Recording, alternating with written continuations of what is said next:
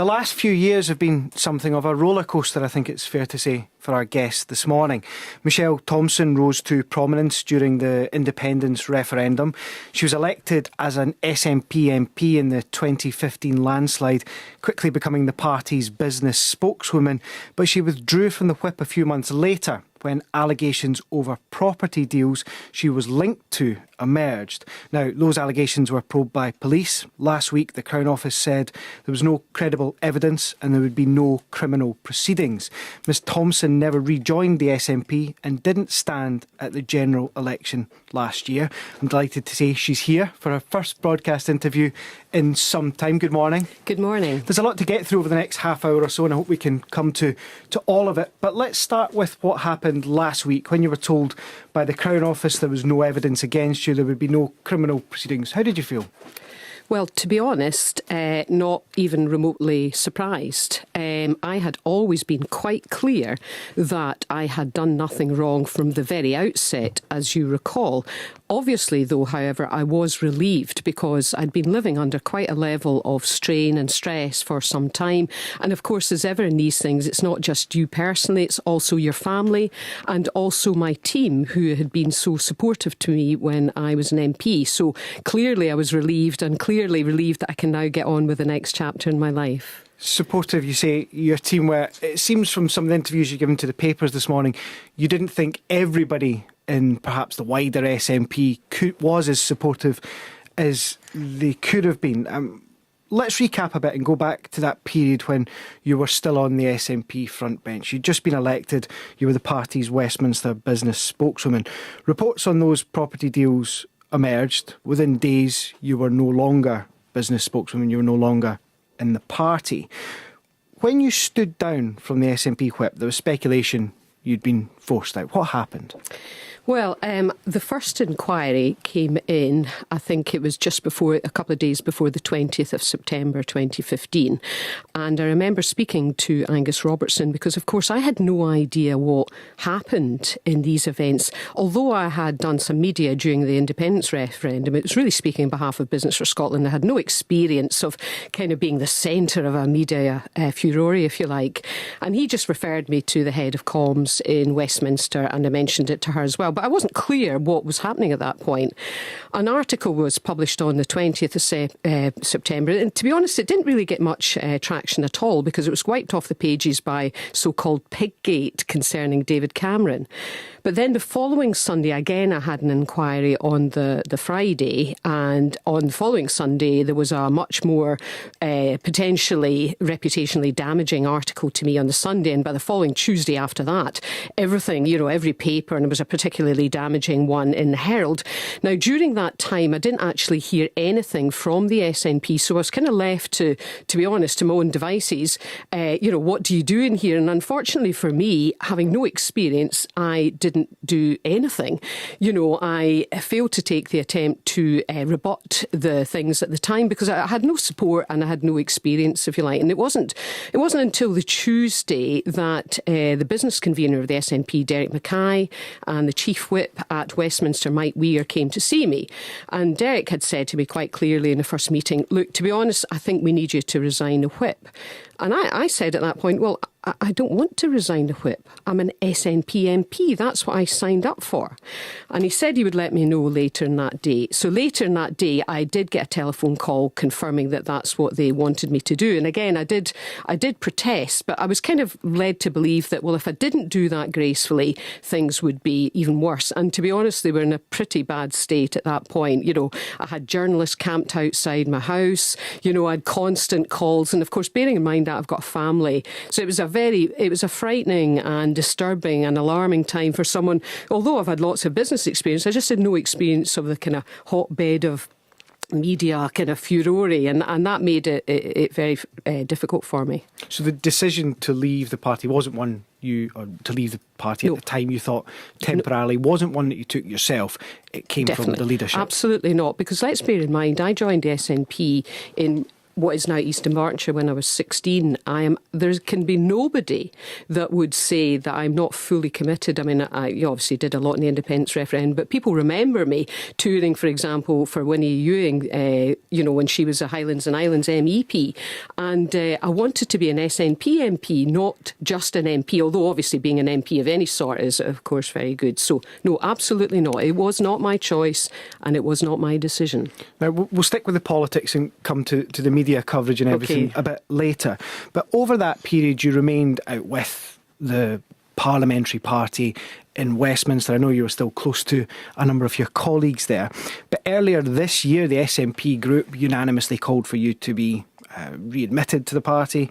But that was never acted on by the party's executive. What happened there? Well, I mean, my colleagues, and I have to celebrate them, were so supportive to me and really very kind, because as you can imagine, going there down every week and being excluded from some things was difficult. And Roger Mullen, the former MP for Kirkcaldy and Cowdenbeath, had proposed a motion which was carried by acclaim. In other words, everybody supported it, to ask for my readmittance. And that then was sort of referred to the NEC. Now, obviously, I'm not privy to what was discussed at the NEC, but I did receive a call afterwards saying that they weren't going to go any further. And that was a decision I found difficult to understand, to be honest, because it was so clear by that point that it was months and months and months down the line, possibly nearly a year. And I'd made it clear after the 8-month point that the police hadn't even approached me, and then, I mean, I know my colleagues brought it up every successive month at the NEC, but we're told that, no, this is really a matter for Nicola Sturgeon. It's her and her alone that's going to make the decision. And of course, nothing really ever materialised subsequent to that. So if it's a matter that you think Nicola Sturgeon ultimately decided, how do you feel now about the SNP leader? Well, I mean, so let's be clear. Nicola Sturgeon is an excellent, consummate politician, and she's the First Minister of Scotland, and I'm entirely respectful of that. The comments I've made in the papers are that perhaps at the beginning, she was relatively new in her role. Perhaps she panicked, and, who amongst us hasn't, I certainly panicked as well, incidentally. But I suppose the observation I would make now is, given the length of time, it's now nearly 2 years, and what I said at the outset has been, I've been completely vindicated. And I suppose what I found disturbing as well is I had no opportunity whatsoever to speak directly with Nicola Sturgeon and put across some of the key points I've made in those 3 newspaper reports today. So in other words, I had no chance to put across my side of the story, and I find that, to be honest, disappointing, because at the end of the day, whilst, yes, I was involved in a property company, I also spent 21 years in financial services. I was a professional musician. I've had a long career, and I was really concerned that the failure or my ability to put across my side of the story would affect my reputation. And I think, in summary, it was disappointing. So I'd still like to have a chat, because I am an SNP supporter and I believe they're a force for good in Scotland. Well, what would you say then if you were to meet Nicola Sturgeon to speak about your treatment by the party over the last 2 years? What would be your message to her? I suppose, well, I'd like to hear her side of the story as well. And if we had an honest and frank exchange, which I'd be entirely happy, obviously it would be completely confidential, but I'd like to understand what her thinking was at the time. And I'm sure her seeing the kind of 2 years down the line, maybe she felt at the time that I had known something about the solicitor, which of course in the papers today I've made completely clear. I had no idea that this solicitor had been struck off.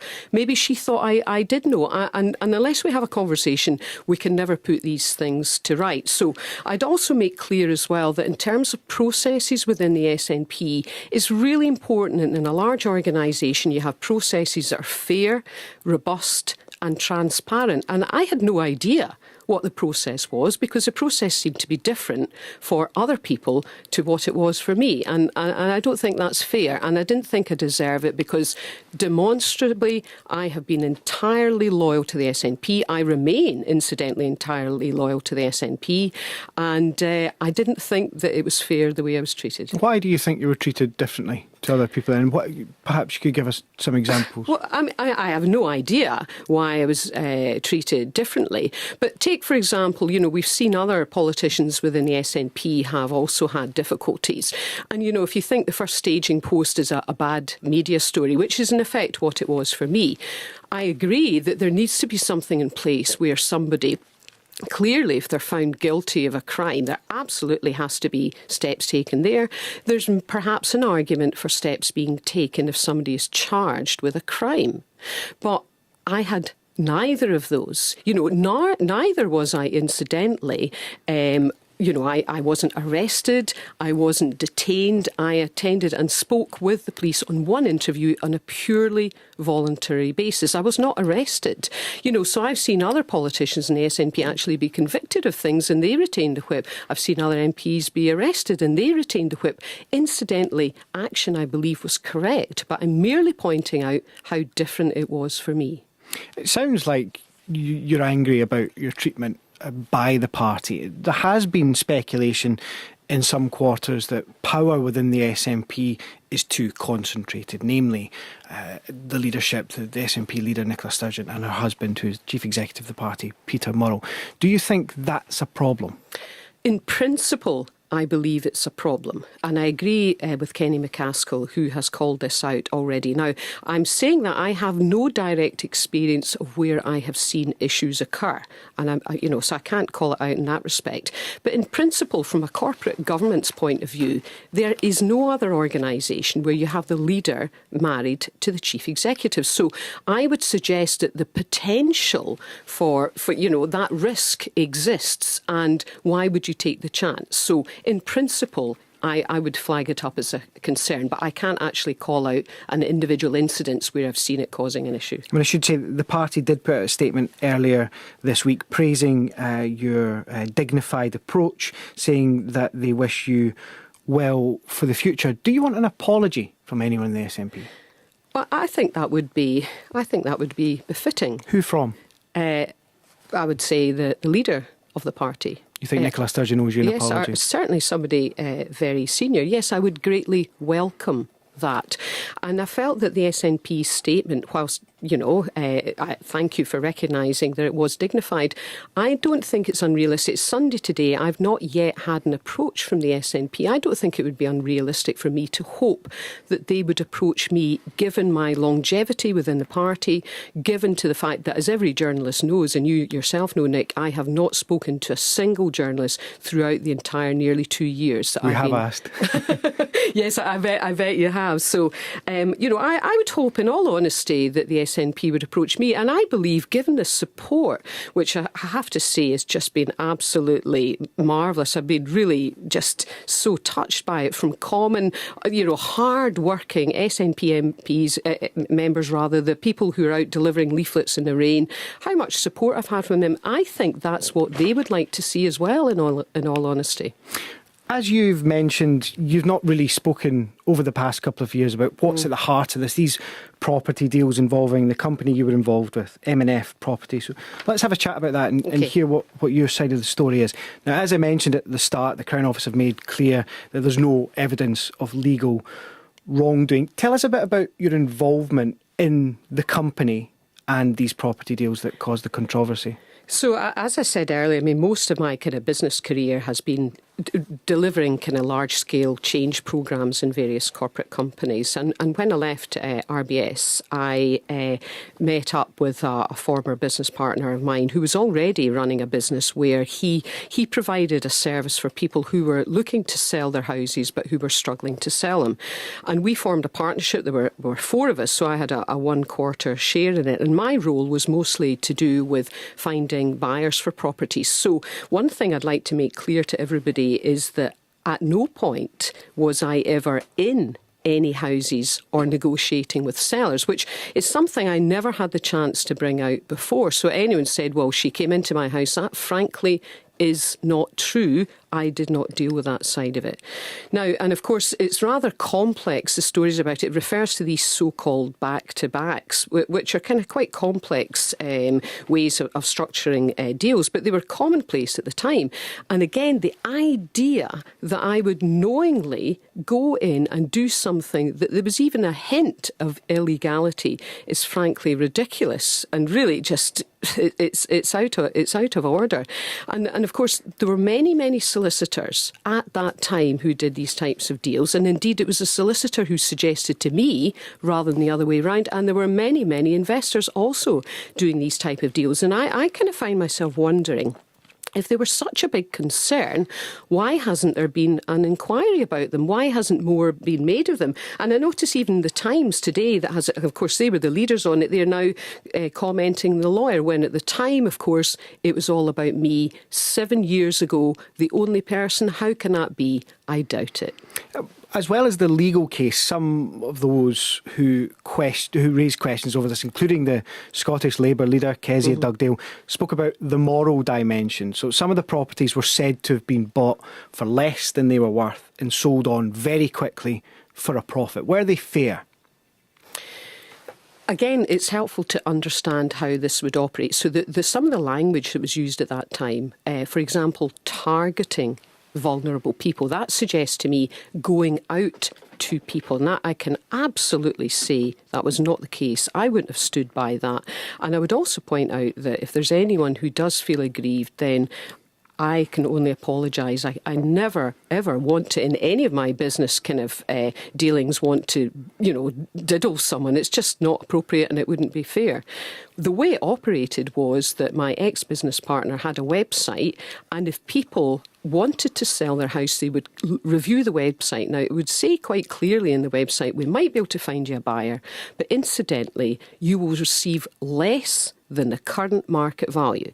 So when my business partner phoned them up, he would always say that and say, do you understand that? Now, if they did and said, do you want to go any further with a valuation and so on, people every step of the way would agree if they wanted to or if they didn't want to. And of course, many people said, no, actually, you know what, I'll just sit in the open market and that's fine. And I suppose, we did have employees in the business. Now, when it was a descending market, I mean, if you remember back to the financial crash, it was very, very difficult and property prices were tumbling. It simply wouldn't have been realistic to buy a house that the next day could be worth £10,000 less. And it's, you need to look back at the time, because we also had to make enough profit that we could afford to pay our employees. So absolutely not targeting vulnerable people. And I felt that was just, Kezia Dugdale just making a kind of political point, although it was unfortunate that she kind of mixed up bits of copy from the website to give a slightly different story. And people will wonder whether it's justified or morally okay to buy a property on a given day and sell it a few hours later for a big profit. How would you explain that to people? That is the mechanism of a back-to-back, which is probably too complex to go into today, to be honest. And it really is quite complex. So in terms of actually making money, I can assure you, and of course our accounts will be a matter of public record, we weren't turning over a huge kind of fortune, and it just, it wasn't exactly as it appeared in terms of the numbers, but I would say we were a business, and any business, the whole fundamental, I mean, if you think about the kind of wholesale and retail model, we don't object. We understand when we go into Harrods that we'll pay more for the same item than we would in a cash and carry, so it was a business. And I suppose that looking back now, to be honest, would I do that again? No, I definitely wouldn't. Because, I mean, it was 7 years ago. At that point, I had no idea that at some point in the future I would become involved in politics. I had absolutely no idea. But when I got involved in the 2014 independence referendum, I spoke at over 90 events throughout Scotland. And part of that, it was really ostensibly to kind of give the business case, if you like. But I became more and more compelled by just the social deprivation that I was hearing, the way people were struggling and what I could see. And to be honest, I realised that I had been living quite a privileged life without realising it for quite a few years.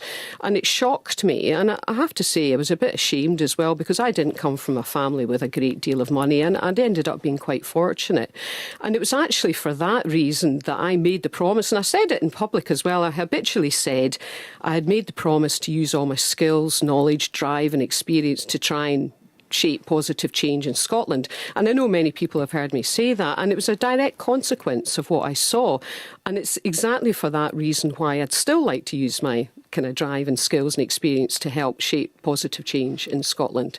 So I'm in a different place now to what I was 7 years ago, put it that way. I suppose that's part of the question that some people raised at the time, wasn't it? The SNP are socially progressive, party who criticised the banks, for example, over their dealings with property around the time of the financial crash. Now, I'm not equating the two, but some will see that there's perhaps a tension there between making a lot of money potentially quite quickly from property deals and being in a party that spoke about social justice. Well, then that would need to be part of the vetting procedures that ask if ever at any point in your previous career you've ever made any money. I made no secret of the fact that I had a previous business career. And, it was 7 years ago. It was a long, and when I put myself forward, I had long since moved on to something else. And incidentally, it's worth noting, during the independence referendum, I worked for about a year for nothing. And, I spoke all these things. I was absolutely fully committed. But, it wasn't asked of me because I didn't hide anything. And I suppose we also need to ask, does that then mean that screens out other people, who have been previously involved in business? Well, no, I don't think it should, because we recognise in politics there's a lot of people involved in it who've never really been in the outside world. They've gone through this traditional route of being a special advisor, and then eventually they're elected. I feel on balance it's a positive thing that I had a so-called hinterland. I've been a professional musician, I've worked in corporate life, I've done lots of different things, and I was able to bring that to the table. So we all evolve and change, and I don't think people who've previously been in business should be screened out. But you don't think there's a political contradiction either between being in a party that speaks out about issues like this and making money potentially quite quickly from property deals which were said to involve vulnerable people? Were said to involve vulnerable people. I thought we had dealt with that. I thought we had clearly dealt with that. If you were saying making money out of property deals, yeah, I think it's okay to make money out of property deals, and you're correct. There is a consideration of how you do that. And I have quite clearly stated that if anyone felt aggrieved or upset, then I absolutely did not want that to happen, and I absolutely fulsomely apologised to them if they felt that was the case. It certainly wasn't my intention. But this idea about vulnerable people would suggest that they had no idea what price they were accepting for their house, and all the way through there was lots and lots of steps that my business partner gave them to say, look, do you understand this? And they could have walked away at any point. I wonder, looking back over the last couple of years, how you feel this story has been covered. A lot of your supporters, including people you mentioned, Roger Mullen, he's spoken this week about what he called the outrageous treatment of you. Do you think the media were unfair in the way they covered this story? They were absolutely unfair. I made the point that how could it be that the story about me ran for 2 weeks when the story about when the Chilcot papers came out ran for 2 days? How can that possibly be fair? And I mean, let's not forget, and of course, Nick, I'm going to now have a pop at you for the BBC headline, fraud case into former MP Michelle Thomson. It wasn't a case, and it wasn't into Michelle Thomson. That is not even like misleading. It's quite simply wrong. And for 2 years, even though at the start of it, the former Lord Advocate came out and said that there was going to be an investigation into the solicitor, how was it for 2 years the papers invariably reported there was an investigation into me? Even the police, I believe, became frustrated and came out and said, no, it's an investigation into the solicitor. And I had to pay a lawyer to get retractions from quite a number of papers. They did retract it, and then no sooner, boom, it's an investigation into me again. I mean, it's not just, I actually believe it's somewhat sinister. At best, it's lazy journalism. At worst, it's sinister. But either way, it's simply not good enough because it was inaccurate and it was never true. And it's still not true, and time has proven that. I will point out very briefly, I think the BBC's justification for using the word case was that case is a catch-all term. It's much broader than saying there was, for example, a criminal case or a Crown Office case. If something's investigated by the police, some people would see it as a case.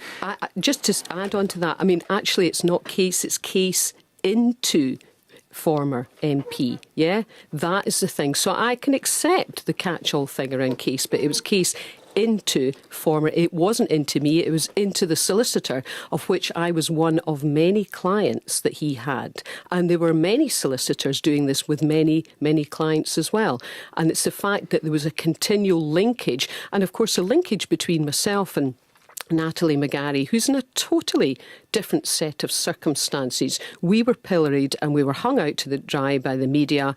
And, headlines like that, they do contribute to a considerable diminution in trust in the BBC. And, to yourself, Nick, at least you had the kind of good credit to issue a correction, and thank you for that. But the headline itself stood. It wasn't into me, it was into a solicitor. And I think really, actually maybe an apology from the BBC would be acceptable as well. I wonder, looking back over, firstly, I'm not in a position to do that, obviously. Looking back over what's happened over the last 2 years, do you regret in any way standing for Parliament? Do you think what your experience might put other people off? Well, I know I have several good friends who have been involved in the SNP who have said to me it has put them off, who will now no longer put themselves forward. And, they are women, as I said, and I think that's a matter of some regret. The way I've described it is the past 2 years is not what I would have chosen, which is possibly a bit of an understatement, but it's not put me off. I believe that I can contribute something to shape positive change for Scotland. I'm in a completely different place to where I was 7 years ago. I meant what I said before the independence referendum, and I mean what I say now. I think I've got quite a lot to offer. I've got quite a lot of experience. I'm very committed. And, independence, people talk about that, but there's a whole life beyond independence as well. I think there's so much more we could be doing in Scotland, and I think our politics it's still like the First World War at the moment. We've largely got two sides in a kind of trench, and every so often one of them lobs a grenade out the other side and then goes back into the bunker. I think we need to be talking much more about a vision of what Scotland could be, and I'd like to be able to play a role in that. Particularly when we look at how can we grow, if Scotland is our business, how can we grow Scotland our business? And absolutely, how can we make things better for young people who have just got such desperate choices ahead of them at the moment? And one of the people asked me when they were interviewing me saying, wasn't it absolutely dreadful? And to be honest, I felt as though I was getting portrayed in a corner of a kind of victim. I'm not a victim, I'm a survivor, as I said in my rape speech, but I'm keep remembering all the people who are so much worse off than me, and the kind of energy I feel to try and shape a change for them is undiminished. I mean it, I meant it then, and I mean it now, and I'd still like to do it. You mentioned your rape speech there. I would have loved to have spoken a bit more about that, but Michelle Thomson, I'm afraid to say we're out of time. Thanks very much for joining us. Thank you very much, Nick Eardley.